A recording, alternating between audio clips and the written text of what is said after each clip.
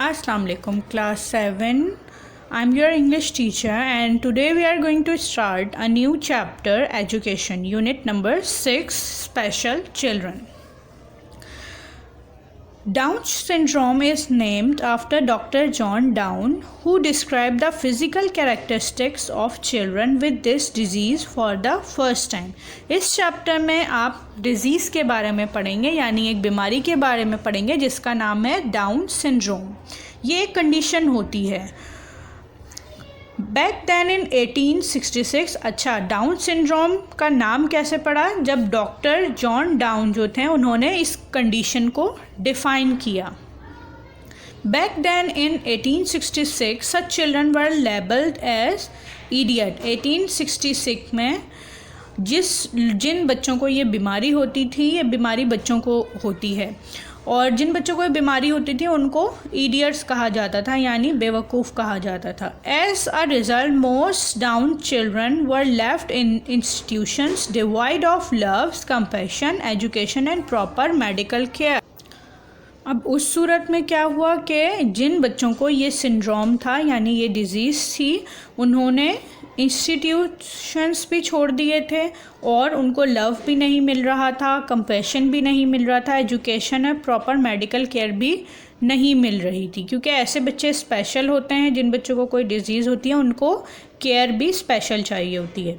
You can usually recognise Down's children by their looks. अमूमन आप downs children यानी जिन बच्चों को ये बीमारी होगी उनको आप उनके देखने से ही पहचान सकते हैं.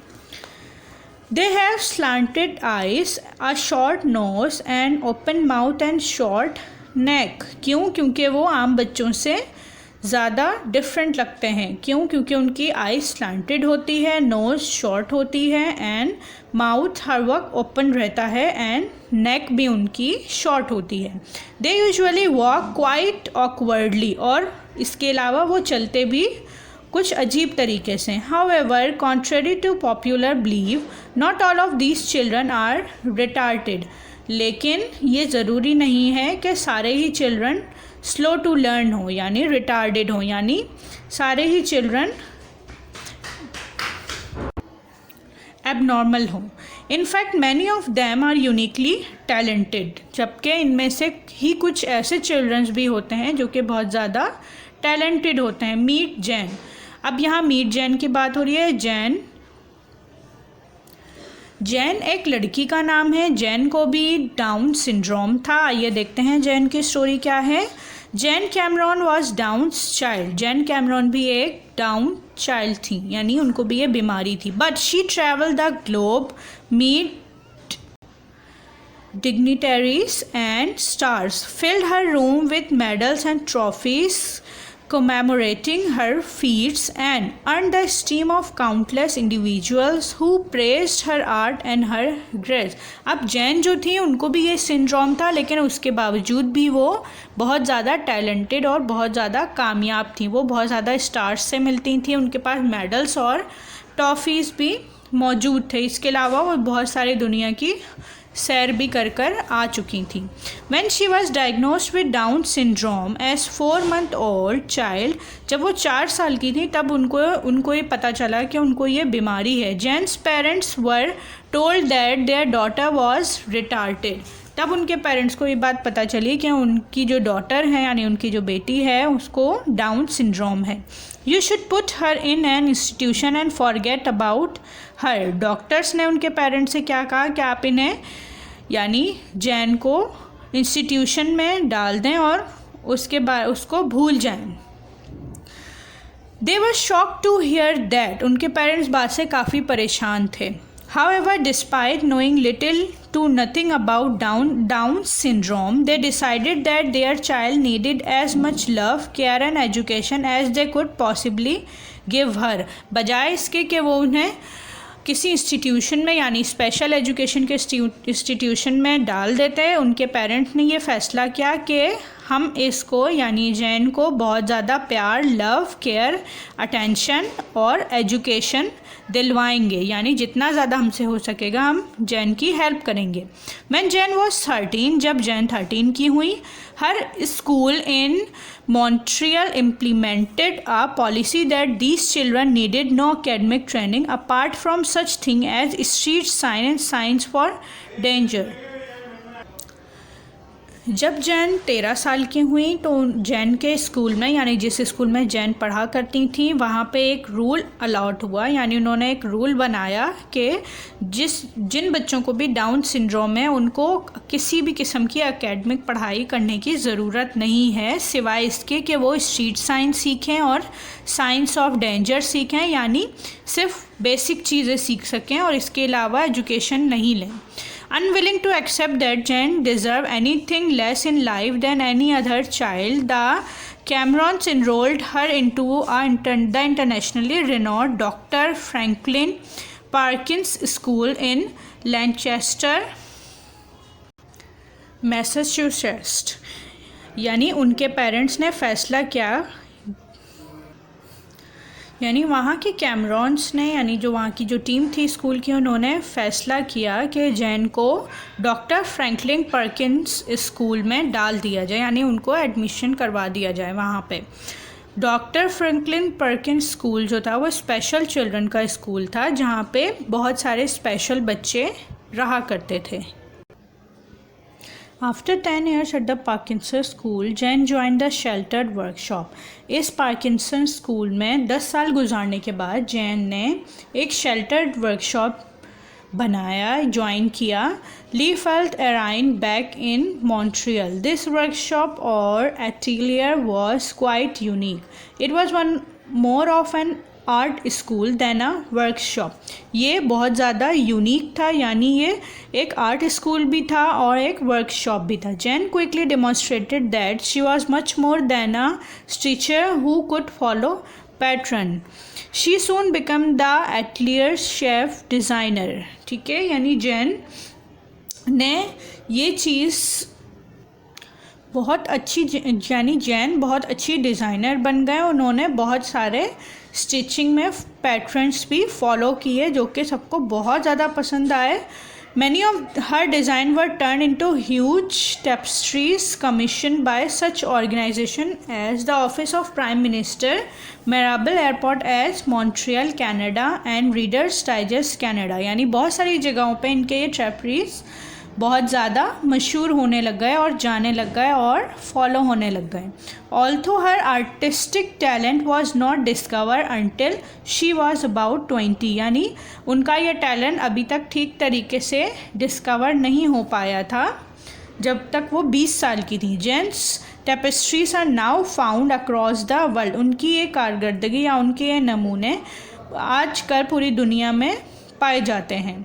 Her embroidered tapestries are the glowing statements of her imagination, love and affection for all living things। उनकी ये चीज़ें सारे लिविंग थिंग्स के लिए, यानी दुनिया में रहने वाले लोगों के लिए एक प्यार और मोहब्बत का ज़रिया है। A life that could have been a tragedy became one of joy for Jane's parents and hope for all the parents of children with Down syndrome। उनकी ये कारकर्दगी उनके पेरेंट्स के लिए बहुत ही खुशी और फ़ख्र का बाइस बनी और तमाम रहने वालों के लिए जिन बच्चों को भी डाउन सिंड्रोम है, यानी या इस सिंड्रोम वाले बच्चे भी इस दुनिया में अच्छी कारकर्दगी कर सकते हैं। Jain is an example of the unknown potential hidden in many downs children. यानी जैन से एक मिसाल थी उन सब बच्चों के लिए जिन बच्चों को डाउन सिंड्रोम होता है, which only needs an opportunity to be discovered and develop. जहाँ पे सिर्फ इसको टैलेंट को डिस्कवर और डेवलप करने की ज़रूरत होती है। Meet Ramon. अब रैमन एक और हैं जिनको भी डाउन सिंड्रोम था। Raymond Hugh lives in America. Down syndrome could never hinder him for pursuing his passion. Raymond भी एक बॉय था, Raymond को भी डाउन सिंड्रोम था, लेकिन इस सिंड्रोम के बावजूद Raymond का जो पैशन था, जो ख्वाब था, वो डाउन सिंड्रोम उसे नुकसान नहीं पहुंचा सका। His animal painting ends up looking like portraits which give an impression that he has zoomed into their face with a magnifying glass. He feels an affinity for animals and imbues human quality and emotions into his subjects. Raymond अपनी painting में क्या करता था कि बहुत सारे animals और इस तरह की चीज़ें बनाता था और उसमें इमोशंस और ह्यूमन क्वालिटीज़ को पुट करता था, यानी उसकी इमेजेस देखने वालों के दिल और दिमाग पे असर करती थी। The soulful gazes of his animal captures the imagination of viewers, inviting them to think and look beyond the canvas. यानी वो जो भी इमेज बनाता था एनिमल की, वो देखने वालों पे को बहुत ज़्यादा इंस्पायर करती थी और वो चाहते थे कि इसके पीछे भी देखा जाए, यानी और आगे इससे देखा जाए, यानी वो सोचने पे मजबूर हो जाते थे। His style is bold and expressive, characterised by strong lines, spirited strokes and vibrant colour. अब उनकी इमेजेस में, यानी रेमंड की पेंटिंग में बहुत ज़्यादा एक्सप्रेसिवनेस थी, यानी हर चीज़ बहुत अच्छी तरीके से नज़र आ रही थी, और with the help of strong lines, spirited strokes and vibrant color, इसमें कलर्स, लाइनें और सब चीज़ें बहुत ज़्यादा अच्छी होती थी। Raymond's painting have won several awards and honors. In 1993, his tiger was awarded the first prize in a very special arts show. Raymond जो भी पेंटिंग बनाता था 1993 से पहले उसको कोई भी अवार्ड या फिर कोई भी मेडल नहीं मिला, लेकिन 1993 में उसने जो टाइगर बनाया था, यानी टाइगर की जो पेंटिंग बनाई थी, उसको फर्स्ट प्राइज़ दिया गया। किस फंक्शन में? A very special art show में, यानी ये फंक्शन का नाम है। A state wide competition sponsored by Sacramento association for the retarded, यानी वहाँ पे जो एक ऑर्गेनाइजेशन थी जिसने ये शो स्पॉन्सर किया था, यानी जो ये शो करवा रही थी, उस शो ने रेमंड के टाइगर को फर्स्ट प्राइज़ दिया। This painting was chosen from over 1000 entries to be the association's 20th anniversary show poster.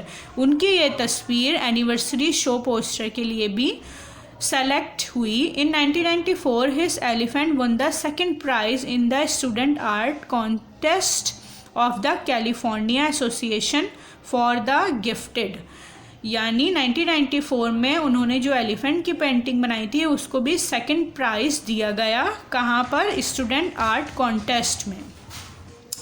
In September 1995, Raymond was honored by a tribute to Raymond in the Congressional Records, यानी 1995 में Raymond को एक tribute दिया गया, यानी शाबाशी दी गई, medal दिया गया। किस वजह से? कि उन्होंने बहुत अच्छी performance the. In 1996, his white dove was selected to be the catch-it design for the official first day cover of the United States Philatelist to commemorate the issuance of 6 stamps on the theme of a plea for peace, यानी 1996 में Raymond ने जो Dove की painting बनाई थी वो select हुई as a special postmark. और कहाँ किसने सेलेक्ट की? यूनाइटेड नेशंस ऑफ फेलिस्टिलिस्ट ने, कि उन्होंने हुक्म दिया कि इसकी स्टैम्प्स बनाई जाए, यानी स्टैम्प्स का लोगो होगा जो स्टैम्प्स रिप्रेजेंट कर रही होगी आ प्ली फॉर पीस को। Raymond also enjoys reading rock music, movies, playing soccer and basketball, swimming, traveling and good food. Wow! Raymond enjoy करता था, यानी रेमंड पेंटिंग के अलावा रीडिंग, म्यूज़िक, मूवीज़ वगैरह और सॉकर और बास्केटबॉल भी खेला करता था। इसके अलावा उसको स्विमिंग करना बहुत पसंद था, अच्छा खाना खाना बहुत पसंद था और घूमना फिरना भी बहुत अच्छा लगता था। He is passionate about working with children and is a frequent volunteer in elementary school and special education programmes. यानी वो अपने ही जैसे बहुत सारे चिल्ड्रंस के साथ काम करना चाहता था और बहुत सारे स्पेशल एजुकेशन प्रोग्राम्स में हिस्सा लेना चाहता था. So you can see that individuals with down syndrome have emotion, desires and dream just like anyone else. यानी आप लोगों ने देखा कि जिन बच्चों को भी ये सिंड्रोम होता है उनके इमोशंस, उनके डिज़ायर्स और उनकी ड्रीम्स किस तरह से होती हैं जैसे दूसरे बच्चों की होती है. Their parents and families have to speak up for them and work very hard to make them realise that they are no inferior than other. लेकिन इन बच्चों के पेरेंट्स की भी बहुत मेहनत होती है क्योंकि वो भी इन बच्चों को के लिए बहुत ज़्यादा हार्ड वर्क करते हैं इनको आगे बढ़ाने के लिए. They deserve the same right as anyone else to live. यानी इन बच्चों को भी वही हक मिलना चाहिए जो सारे नॉर्मल बच्चों को मिलता है. To learn and work in a community, पढ़ने के लिए और माशरे में आगे बढ़ने के लिए. It takes extra time, kindness and consideration to understand their disability. यानी इनकी सारी डिसेबिलिटीज़ को समझने के लिए एक्स्ट्रा टाइम और एक्स्ट्रा सपोर्ट और एक्स्ट्रा केयर की ज़रूरत होती है. If teachers, medical professionals and community they live in follow this simple rule, the lives of children living with Down syndrome can be made much richer. अगर सारे teachers और health professionals, doctors और सारे community members मिलकर चाहें तो ऐसे बच्चों की बहुत हेल्प हो सकती है और ये बच्चे आगे जाके दुनिया में नाम रोशन कर सकते हैं.